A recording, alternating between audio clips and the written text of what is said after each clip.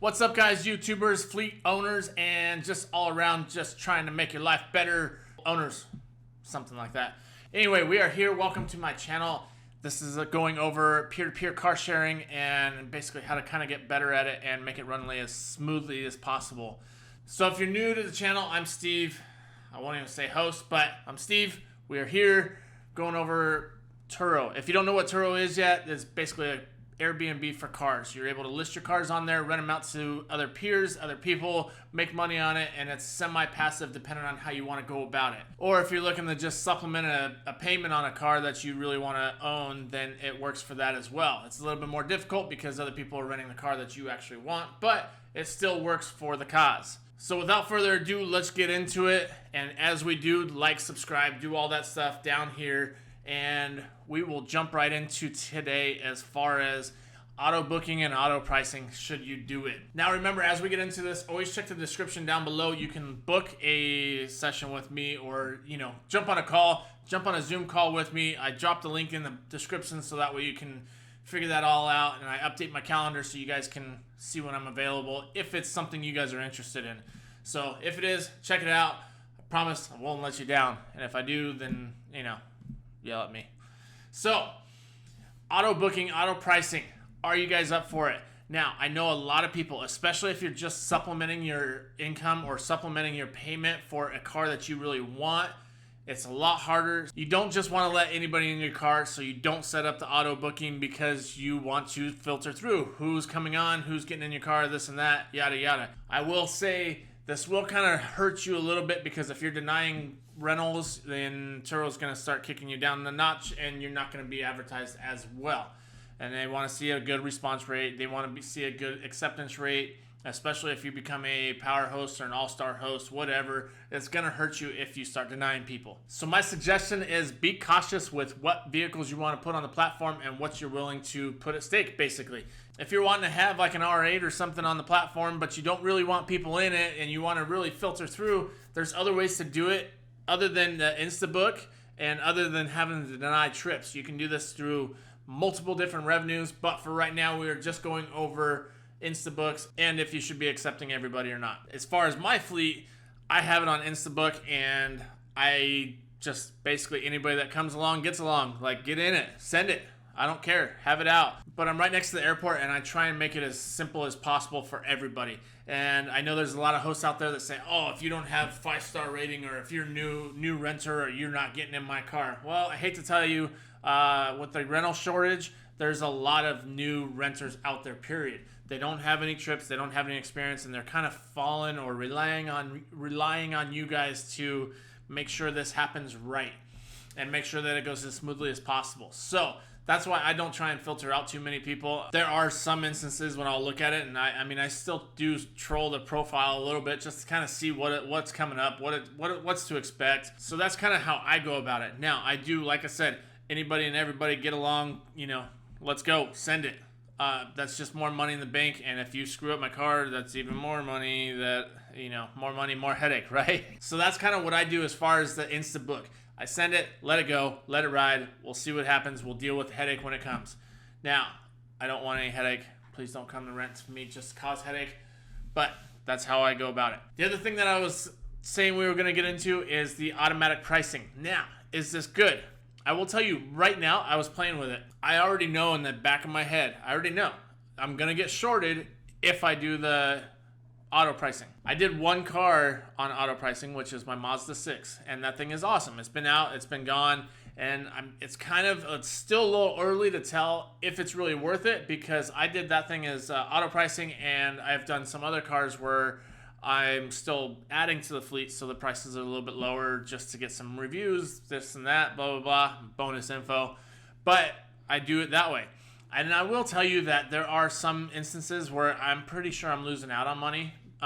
It's still renting. It's doing very well. And I've actually only had 2 trips on this car for the past month, which is insane because actually past month and a couple weeks because these cars or these trips were basically 3 to 4 weeks, 3 weeks each trip, 2 rentals. I mean, it kind of looks bad on the car. It's like, hey, you've had this listed for how long? And it's, whatever. But the fact that it is just gone, it's even better. It's even more passive. It's almost as good as if I put it on, avail and left it at the airport.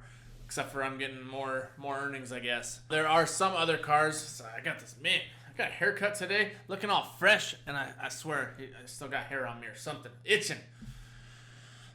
But back to what we got going on. So there are other cars that I have that they are not on automatic pricing. I have them set up. I'm fluctuating the prices, and I can tell you I'm making way more, but I am also watching what their suggested price is. So it's insane because right now my Civic, earlier this year when I first listed it, the suggested price was like maybe $60. Now I'm seeing suggested prices on some of the weekends, and this is still the same weekends that I was looking when I first listed it because I looked farther out to see what it says, which obviously it makes it cheaper when you try and book it out in advance. But it has my car listed at $80 to $90 a day on the weekends, depending on which weekend it is. So that just kind of blows my mind that, $80 to $90 a day for a Honda Civic. I mean, I don't know if that has something to do with my trip history, my, just overall performance, but basically that's what it's looking at. I did miss that All-Star host the first time around because I started towards the end of their evaluation time, and my 10th trip ended after the evaluation time. So that kind of sucks. That kind of really set me back as far as getting listed and preference listing or whatever the power host, the All-Star host gives you. Without that All-Star host, I'm still getting bookings and I'm still getting good pricing for it, even in summertime with everything going on and Phoenix being as hot as it is here. Everybody always told me, oh no, summertime is just going to be dead. No, honestly, it's not like everybody just stops coming to Phoenix in the summertime. Okay, maybe a layover flight, but whatever. There's still flights coming in. There's still people. Obviously, there's people on these flights. Otherwise, they wouldn't be flying here just for nothing. So it still is a pretty lucrative market, depending on how you look at it. But it's definitely not as good, or at least yet, as good as I'm anticipating it to be in the wintertime. Because once fall hits, fire. Let's get it. Let's get it. That's basically what I got with you guys. The auto pricing, like I said, I really think you guys are missing out on a whole bunch of money. You're leaving money on the table if you're doing that auto pricing, just for the mere fact of they're going to fluctuate. You're getting that average price, and you're going to see the middle of the week, it's down, it's dipped way down, and then they peak up in the, obviously weekends when people are flying in or doing whatever, what have you. But I've found that I can still book cars at a pretty decent rate during the week, and then in the weekends, I mean, there's surges. That's all there is to it. There is surges.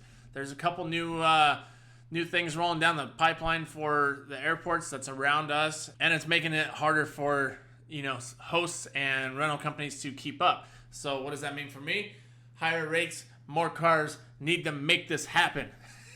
But that's me kind of following along what's going on in our market. Phoenix, I mean, just bottom line, you look at any given time, and I'll give you guys ways to figure out and evaluate if it's worth it in your market. I will tell you right now, there are some times that I look at it and it is like completely saturated. But at the same time, these cars are still booking, because if you try and book something this weekend or, any given weekend that's coming up, you're still seeing minimum amount of cars. Like I said, pay attention to the market, see what's working, play with that pricing. If you're getting pricing if you're getting bookings that are, 3-4 months out, you're leaving money on the table. And I can almost guarantee that's probably from the auto pricing, or you're staying right around that pricing range. So play with it. If you're getting last minute to a week and a half, 2 weeks, you might have found that sweet spot. It might be right around in there. If that stresses you out and you like the consistency and you like to know that, hey, okay, we're gonna be all right. Our cars are gonna be gone and I'm not gonna be sitting on them, then go ahead and drop it down. Go ahead and get those later bookings.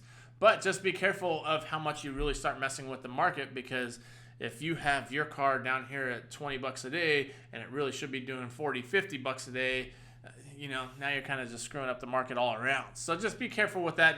Take into mind what's going on and other hosts. Obviously, you don't want to undercut everybody too much. I know you want your cars out, but don't undercut everybody to where it's not even worth it, So that's pretty much all I got for you guys today. Not really a whole lot else, but play with it. Make sure you're not leaving money on the table, and definitely auto booking. Let it happen. Let it ride. so far, knock on wood, haven't had too many issues as far as people damaging cars yet. And I think that has a lot to do with the fact that I'm doing person to person, peer to peer. I'm right there in front of you, so don't screw up my car. Whereas if you're just handing off stuff, then people are just kind of more enticed to just kind of leave it, let it ride, because they don't actually see a person. They don't actually, nothing face to face, so they don't really care. That's just my own personal opinion. Who knows? Take it with a grain of salt. But like I said, play with it. Make sure you guys are out there doing what you do, making that money, and hopefully this helps you guys out. Like, subscribe, do all that stuff down on the bottom. We will catch you guys on the next time. Later, y'all.